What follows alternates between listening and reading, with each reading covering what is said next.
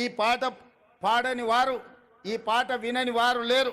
బండి యాదగిరి కుటుంబాన్ని ఈరోజు తెలంగాణ రాష్ట్ర ప్రభుత్వం గౌరవించాలని నిర్ణయం తీసుకున్నది. అదేవిధంగా ఇంతకుముందే సన్మానించుకున్న అందశ్రీ గురించి నేను కొత్తగా చెప్పవలసిన అవసరం లేదు. అదేవిధంగా గోరెటి వెంకన్న, అదేవిధంగా సుద్దాల అశోక్ తేజ, అదేవిధంగా జయరాజ్, అదేవిధంగా పాశం యాదగిరి, అదేవిధంగా ఎక్క యాదగిరిరావు గారు ఈరోజు మనం నివాళులు అర్పించే అమరవీరుల స్తూపాన్ని ఎక్క యాదగిరిరావు గారే తీర్చిదిద్దిండ్రు.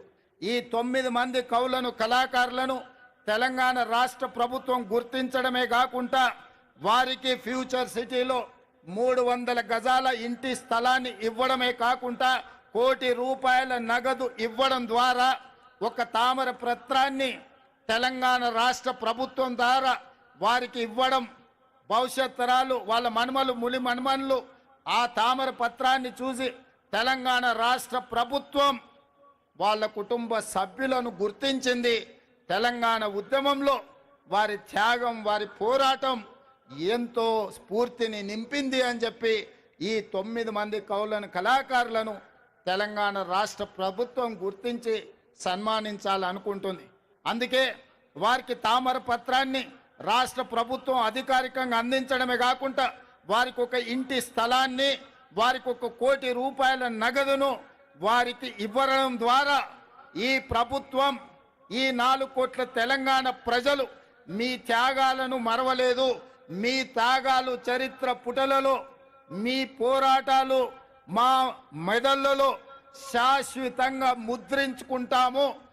మిమ్మల్ని గుండెల్లో పెట్టి చూసుకోవడమే కాదు, 4 కోట్ల తెలంగాణ ప్రజలు, తెలంగాణ రాష్ట్ర ఆకాంక్ష ఉన్న ప్రతి వాడు మిమ్మల్ని భుజాల మీద మోస్తారు అనే ఒక సందేశాన్ని అందించడం కోసమే ఈరోజు వీళ్ళను గుర్తించడం జరిగింది.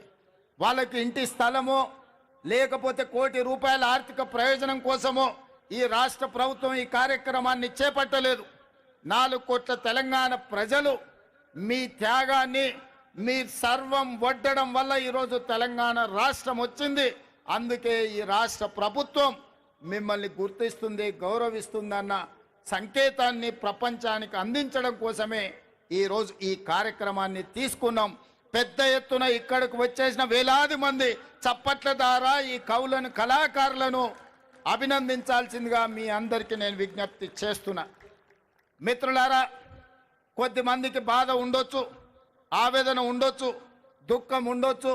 మా ఆలోచనలు, మా కుటుంబ గుర్తింపు, మా రాజకీయ పార్టీ